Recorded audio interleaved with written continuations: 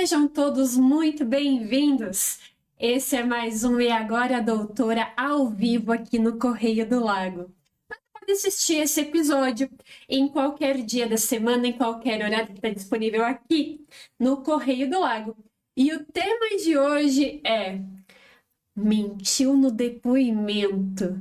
E agora, doutora? O que é que acontece? Eu sou a Aline Ketlin, eu sou advogada e trouxe para você essa curiosidade, até porque amanhã ou depois você não sabe se pode ser convocado para ser testemunha de um caso, pode ser autor de um processo, pode vir a ser réu. E aí, pode mentir no depoimento? O que acontece se mentir? Quais as consequências do falso testemunho e quais são as hipóteses do falso testemunho? Vamos lá, que é um tema que eu sei que pode gerar muita dúvida para as pessoas. Quando a gente entra com um processo, uma parte, obviamente, vai ser o autor, ele está entrando com a ação contra alguém ou contra algo. Pode ser contra o Estado, pode ser contra uma empresa, pode ser contra uma pessoa. Também podemos falar de um processo criminal em que o Ministério Público ou mesmo uma outra pessoa pode entrar criminalmente contra alguém. E aí chega a temida audiência para inquirir um depoimento, seja da pessoa que está sendo acusada, da pessoa que está fazendo a acusação e das testemunhas. Vamos lá. Quando a parte ela é ré em um processo, o réu do processo, ele não incorre no crime de falso testemunho. Por quê? Porque o réu, ele é parte no processo. Ou seja, ele é a parte envolvida, ele não testemunhou o caso, ele está sendo acusado por algo. E no Brasil, nós temos um princípio de que ninguém, absolutamente ninguém, tem o dever ou pode produzir prova contra si mesmo. Por isso mesmo, o réu que está sendo acusado, ele não deve produzir prova contra ele mesmo. Ele deve se defender. Então, o crime de falso testemunho não vale para o réu. Do mesmo modo para o autor. O autor está ali, ele quer provar algo. Ele não é testemunha, ele é a parte. Tá, doutora, então, quem é testemunha nesse caso? Testemunha, tanto no processo criminal quanto no processo civil, ou seja, quando eu apuro um ilícito, e não necessariamente esse ilícito envolve um crime, no processo civil. Pode vir a ocorrer um crime posteriormente? Pode, mas no processo geral, eu tenho ou um processo civil, ou ele é criminal. A testemunha é aquele terceiro que, convocado pelo autor, pelo réu, ou mesmo pela justiça, vai dizer o que essa pessoa sabe a respeito daquele fato que está sendo discutido, que está sendo apurado. O que acontece?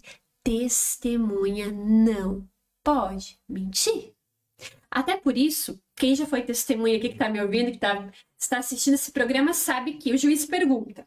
A parte, né, que está aqui na minha frente, a testemunha Joãozinho. O juiz vai pedir assim: Joãozinho, você é amigo, inimigo, você tem interesse nesse processo? Joãozinho vai dizer assim: excelência, não sou amigo, não sou inimigo e não tenho interesse no processo.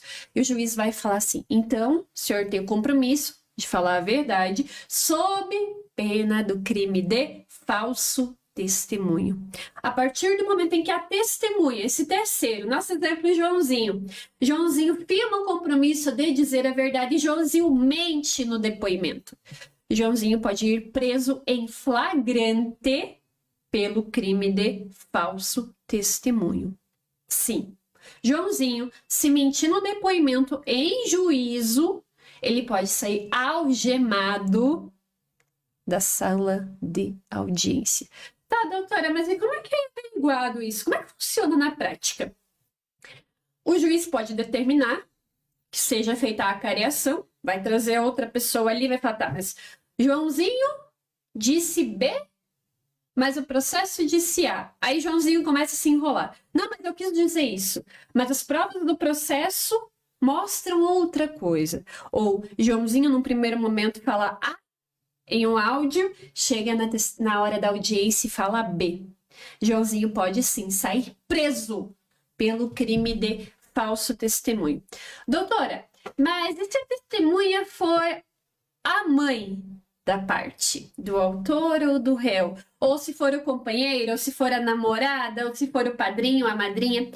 Quando a testemunha ela vai ao processo e ela tem um vínculo, seja familiar, seja de afinidade com qualquer uma das partes, prestem bem atenção, ela não é enquadrada como testemunha.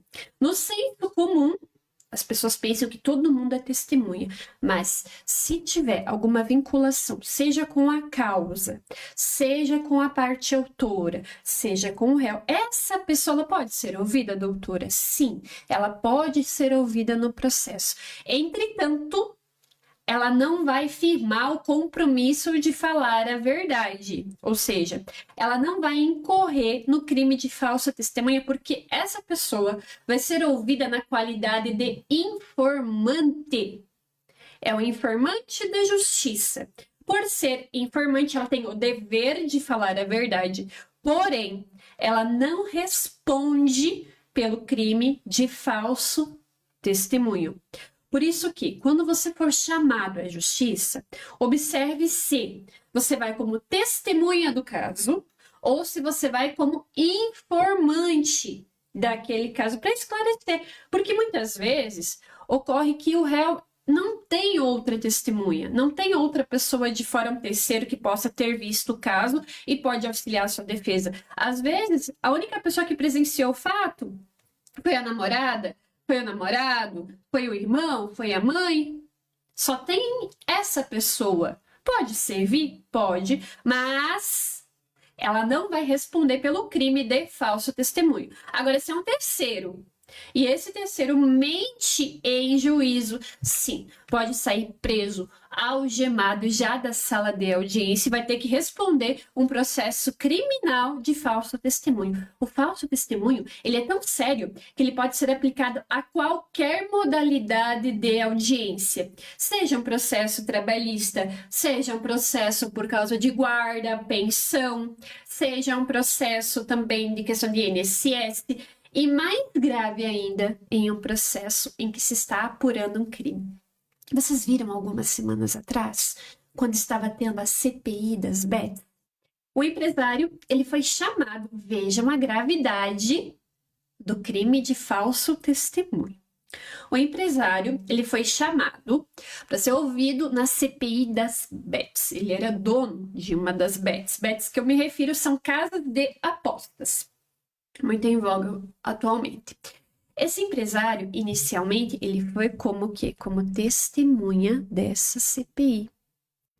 Acontece que, como ele também era um investigado, ele acabou falando algo, pensando que estava se protegendo, mas como ele estava na qualidade de testemunha, ele saiu da CPI. Na época, a senadora Soraya decretou na CPI, uma senadora decretou a prisão preventiva. O senhor está preso pelo crime de falso testemunho. Ou seja, pode ser uma audiência não necessariamente do Poder Judiciário, numa CPI também.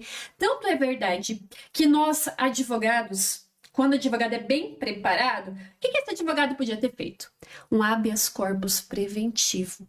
Quando a pessoa ela é chamada para testemunhar um caso em que ela pode acabar se complicando, o advogado experiente entra com HC, habeas corpus preventivo, no Tribunal de Justiça, garantindo que a testemunha tenha direito ao silêncio naquilo que ela possa se autoincriminar ou que possa ser incriminada.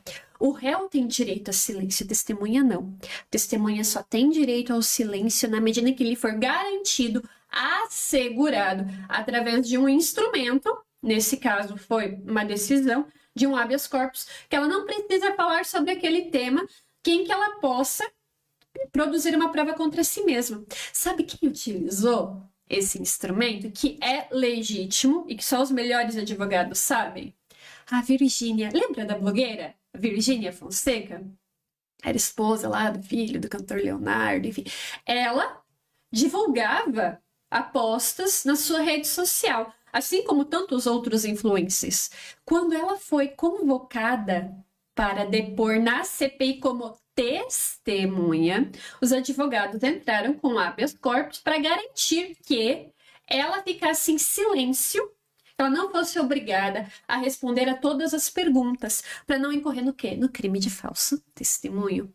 Por isso que, se você for testemunha, tome muito cuidado, tenha muita cautela, converse com seu advogado, tire as suas dúvidas. E agora vem o pulo do gato. Se você não tem certeza de uma situação, se você não sabe, é mais interessante você dizer a verdade, doutor. Eu não sei a verdade sobre esse caso, do que você inventar uma história, ser desmentido e acabar saindo preso da sala de audiência ou de uma CPI. Esse foi mais um programa E Agora, doutora, tirando a dúvida para você. Nosso ouvinte, nosso espectador aqui do Correio do Lago.